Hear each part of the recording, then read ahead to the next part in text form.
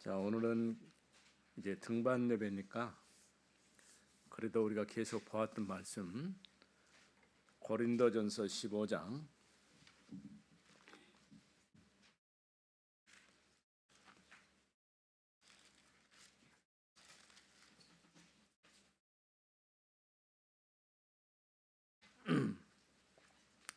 1절부터 11절까지 15장 1절부터 11절까지 교독을 하겠습니다. 형제들아, 내가 너희에게 전한 복음을 너희에게 알게 하노니 이는 너희가 받은 것이요 또 그 가운데 선 것이라.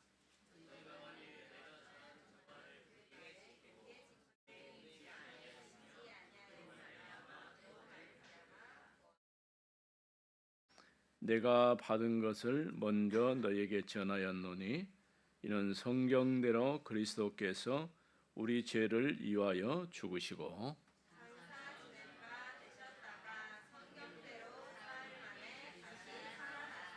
게바에게 보이시고 후에 12 제자에게와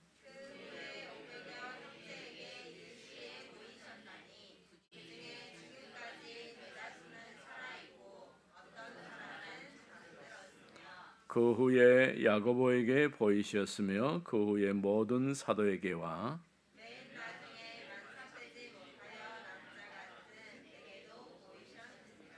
나는 사도 중에 가장 작은 자라. 나는 하나님의 교회를 박해하였으므로 사도라 칭함받기를 감당하지 못할 자니라.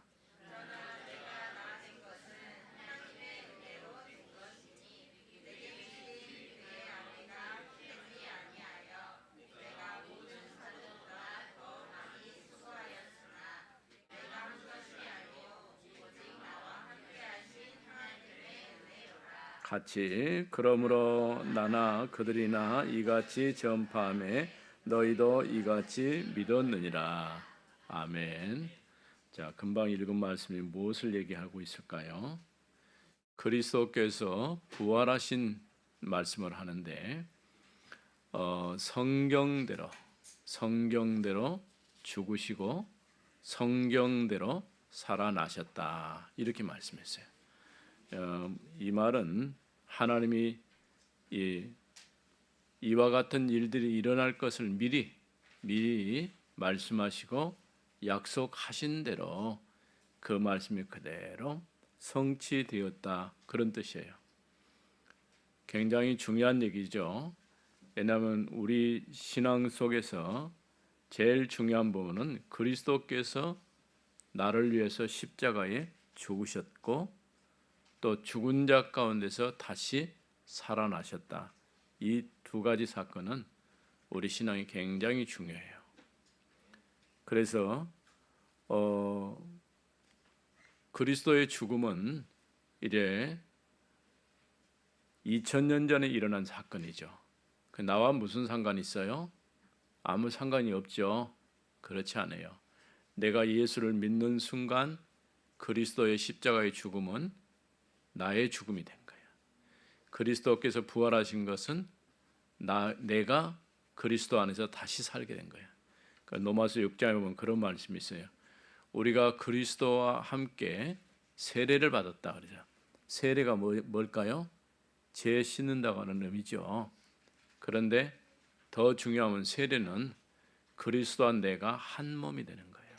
그러니까 내가 예수를 그리스도로 믿을 때에 그리스도는 내 안에 오셔서 내가 성령으로 세례를 받고 연합된 거예요. 연합됐다면 그리스도의 지체가 됐다고 말해요. 그리스도의 몸이 된 거예요. 여러분은 예수 믿는 순간 그리스도의 몸이 됐어요. 그럼 우리의 머리는 누굴까요? 그리스도예요. 그래서 골로새서에 보면은 그리스도께서 교회의 머리시다, 이런 말씀을 하고 있어요. 아무리 손과 발이 중요한 일을 해도 머리가 상해버리면 안 되죠. 사람들이 제일 중요하게 여기는 게 뭐예요? 머리죠. 사고를 나도 머리가 안 다치면요, 다리가 절단되고 손이 절단되어져도 살아남아요. 근데 머리가 깨져 버리면은 살기가 힘든 거예요. 그만큼 중요한 일이죠. 그런데 이처럼 우리는 그리스도 안에서 그리스도와 연합됨으로 한 몸이 되었어요. 한 몸이 되면 무슨 일이 일어났을까요? 그리스도께서 십자가에 죽을 때 내가 그 현장에 같이 죽고 장사됐다고 그러죠. 장사가 뭐예요? 장례를 치렀다 그 말이에요. 예? 그리스도와 함께 내가 죽고, 그럼 나는 지금 살아있는데요. 그래서 바울이 갈라디아서 2장 20절에 그런 말씀을 했어요. 나는 죽고 그리스도께서 사셨다. 그럼 내가 살아있는 건 뭘까? 내 안에 그리스도께서 사신 그 믿음으로 살고 있다. 이렇게 고백을 했어요. 그래서 부활은 굉장히 중요합니다. 다시 살아나는 것.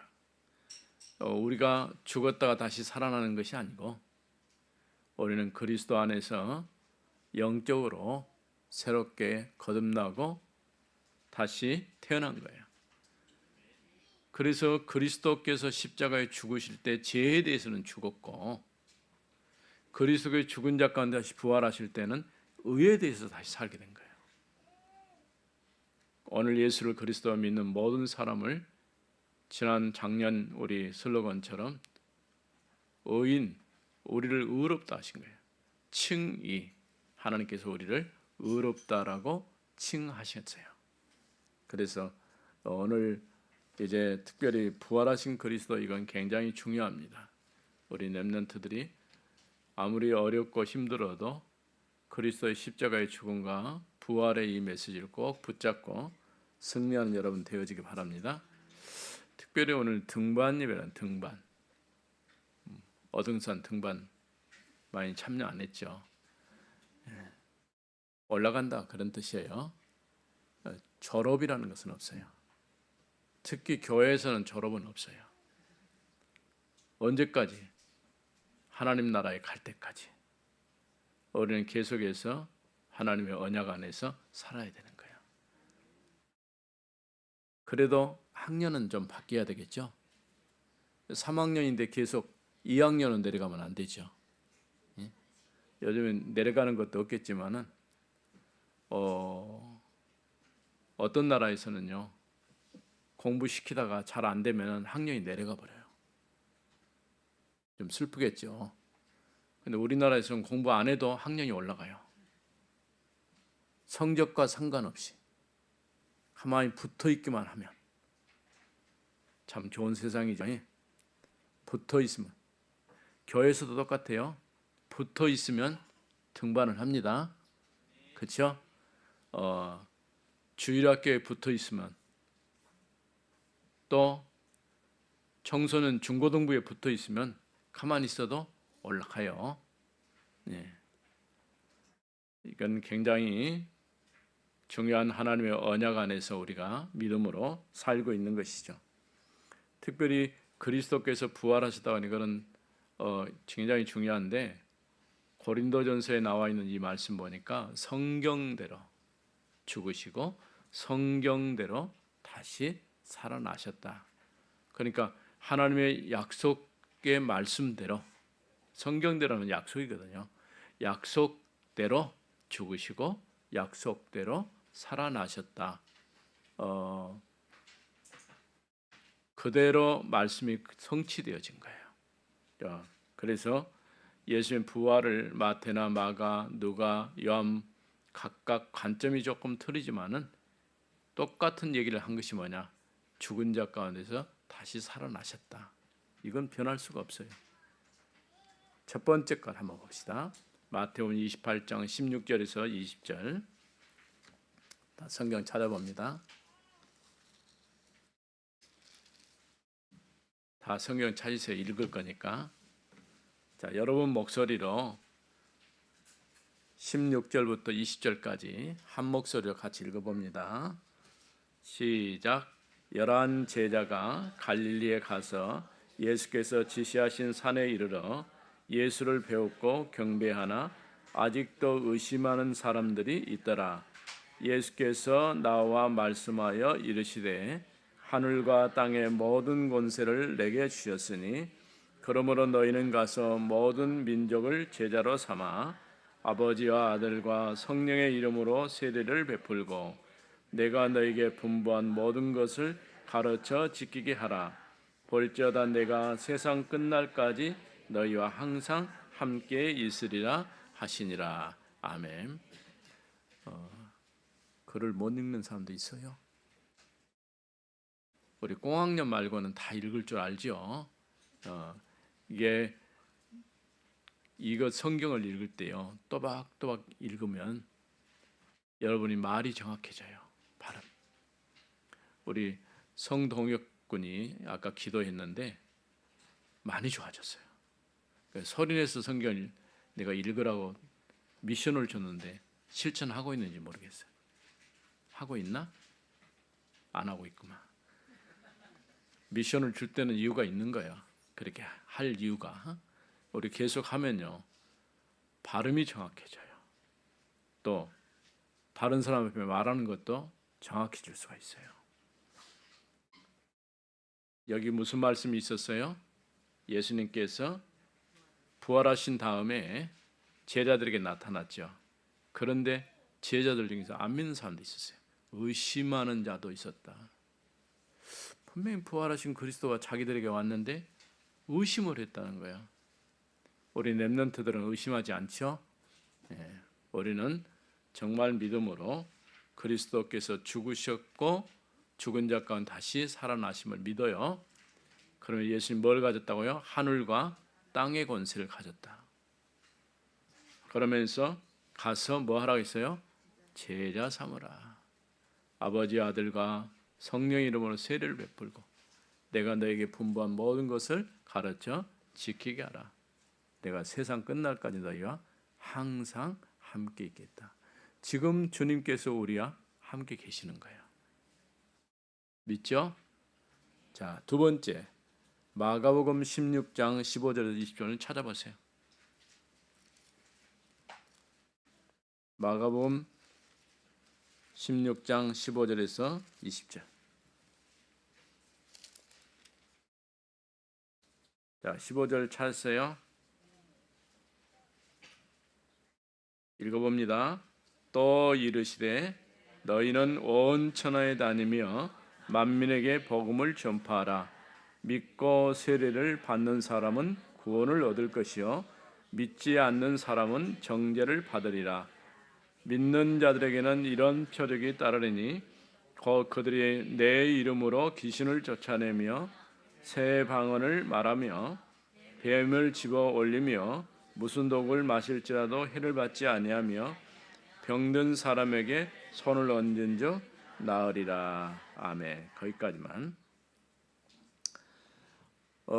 예수님께서 뭐라고 했어요?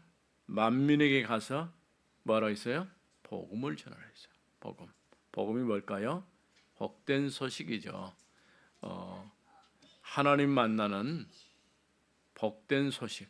그러니까 하나님 만나는 길을 말해주는 것이 복음이에요. 우리가 말하는 쉽게 구원의 길을 정확하게 설명해 주는 것도 복음 전하는 거예요. 그러니까 우리 렘넌트들이 잘 안 되니까 그걸 자꾸 연습을 해서 언제 어디서든지 복음 전할 수 있는 준비를 해야 돼요. 그러면 무슨 일이 일어난다고요? 표적이, 믿는 사람들에게는 표적이 나타난다. 표적 전에 세례받고 믿는 사람은 구원을 얻을 거죠. 우리 구원 받아야죠. 구원 받아야 다른 사람의 복음을 말할 수 있어요. 병든 사람도 치유하고 귀신도 내어쫓고 이런 능력이 여러분에게 나타나는 거예요. 나는 힘도 없고 능력도 없는데요. 맞아요. 그런데 나와 함께 하신 주님께서 성령으로 함께 하시기 때문에 나는 힘 없어도 괜찮아요. 자, 세 번째, 요한복음 21장 15절에서 18절 펴봅니다. 자, 성경도 빨리빨리 찾을 수 있어야 돼요.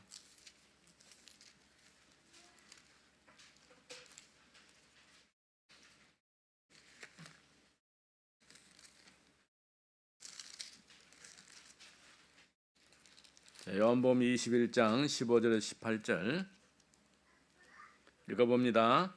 그들이 조반 먹은 후에 예수께서 시몬 베드로에게 이르시되 요한의 아들 시몬아 네가 이 사람들보다 나를 더 사랑하느냐 하시니 이르되 주님 그러하나이다. 내가 주님을 사랑하는 줄을 주님께서 아시나이다. 이르시되 내 어린 양을 먹이라 하시고 또 두 번째 이르시되 요한의 아들 시몬아 네가 나를 사랑하느냐 하시니 이르되 주님 그러하나이다. 내가 주님을 사랑하는 줄 주님께서 아시나이다. 이르시되 내 양을 치라 하시고 세 번째 이르시되 요한의 아들 시몬아 네가 나를 사랑하느냐 하시니 주께서 세 번째 네가 나를 사랑하느냐 하심으로 베드로가 근심하여 이르되 주님 모든 것을 아시오매 내가 주님을 사랑하는 줄을 주님께서 아시나이다. 예수께서 이르시되 내 양을 먹이라. 내가 진실로 진실로 내게 이르노니 내가 젊어서는 스스로 띠뛰고 원하는 곳으로 다녔거니와 늙어서는 내 팔을 벌리니 남이 내게 띠띠우고 원하지 아니하는 곳으로 데려가리라. 이 말씀을 하심은 베드로가 어떠한 죽음으로 하나님께 영광을 돌릴 것을 가리키심이라. 이 말씀을 하시고 베드로에게 이르시되 나를 따르라 하시니. 아멘. 한 절 더 읽었네. 자, 여기는 뭐라고 말씀했어요? 요한은 베드로죠. 베드로에게 시몬 베드로에게 주님께서 말씀했죠. 네가 나를 사랑하느냐? 왜 한 번 물었으면 예 그렇습니다. 그렇게 대답은 끝나야지. 또 묻고 계속해서 물었을까요? 어떤 분들은 베드로가 3번 주님을 부인했기 때문에 그래 3번 물었다. 알 수가 없어요. 그러나 어쨌든 간에 그 묻고 주님 답하는 과정 중에서 주님이 네가 나를 사랑하느냐? 베드로가 예, 주님 제가 주님을 사랑합니다. 아마 그 말 속에는 여러 가지 의미가 있을 거예요. 예. 예수님께서 그런 말씀했잖아요. 예수님을 3번 부인했을 때 나중에 베드로 만났을 때 베드로 붙잡아 놓고 네가 그럴 수가 있느냐? 절대 부인하지 않는다고 말했는데 그렇게 부인하면 어떻게 하냐? 이렇게 말할 수도 있었겠죠. 근데 예수님 그런 말은 한마디도 안 하셨어요. 네가 나를 부인했구나. 네가 어쩔 수 없이 부인했구나. 근데 그런 말 안 했어요. 오히려 주님께서 네가 나를 사랑하느냐. 주여 내가 주님을 사랑합니다. 어쩌면 우리도 똑같아요. 우리 렘넌트들도 여러분 생각과 또 여러 감정이 변화가 너무 심하기 때문에 오늘 내가 절대 변하지 않고 교회 와서 예배에 성공하는 자리에 있겠습니다. 오늘 여기 나온 우리 렘넌트들은 오늘 교회 온 이후로는 결석하지 않고 하나님을 예배하는 그런 축복된 자리에 계속 있겠습니다. 아멘을 별로 안 하네. 예. 그렇게 딱 올해 2026년 내가 1년 52주밖에 안 되니까 365일 중에서 52주밖에 안 돼요. 굉장히 간단하죠? 한 주도 빠지지 않고 하나님 앞에 예배하겠습니다. 결심을 하세요. 왜냐하면 여러분 예배라는 것은 굉장히 중요한 부분이에요. 예배가 성공을 해야 인생 성공을 해요. 공부를 잘해야 성공한다 생각하는데 절대 그렇지 않아요. 영적으로 여러분이 힘을 얻어야 세상적으로도 우리가 힘을 가질 수가 있는 거예요. 네, 영적으로는 힘도 없고 다 지쳐갖고 이런데 공부만 잘하면 된 줄 알고 죽으라고 학원 다니고 열심히 뭐 하는데 물론 학교 가는 데는 유리할 수가 있어요. 그런데 그게 전부는 아니에요. 그래서 우리 렘넌트들이 오늘 등반하면서 하나님께서 베드로에게 네가 나를 사랑하느냐 이 질문에서 여러분도 예 주님 제가 주님 사랑합니다. 2026년 한 해 동안 변함없이 주님을 섬기고 예배한 자리에 있겠습니다. 이런 결심하는 여러분들이 되어지기 바랍니다. 이쪽은 안 하네요. 아멘을 이쪽만 하고. 예. 하나님께서 여러분과 함께 하셔서 올해 우리 렘넌트들이 복음 안에서 승리하는 여러분 되기를 바랍니다. 마지막 사도행전 1장 8절만 하겠습니다. 8절. 1장 1절에서 8절인데 좀 기니까 8절 읽어봅니다. 오직 성령이 너희에게 임하시면 너희가 권능을 받고 예루살렘과 온 유대와 사마리아와 땅끝까지 이르러 내 증인이 되리라 하시니라. 복음이 증거돼서 땅끝까지 증인될 것이다. 이렇게 말씀하고 있어요. 우리 렘넌트들이 정말 성령의 충만한 가운데 여러분을 통해서 땅끝까지 복음이 증거될 수 있기를 바랍니다.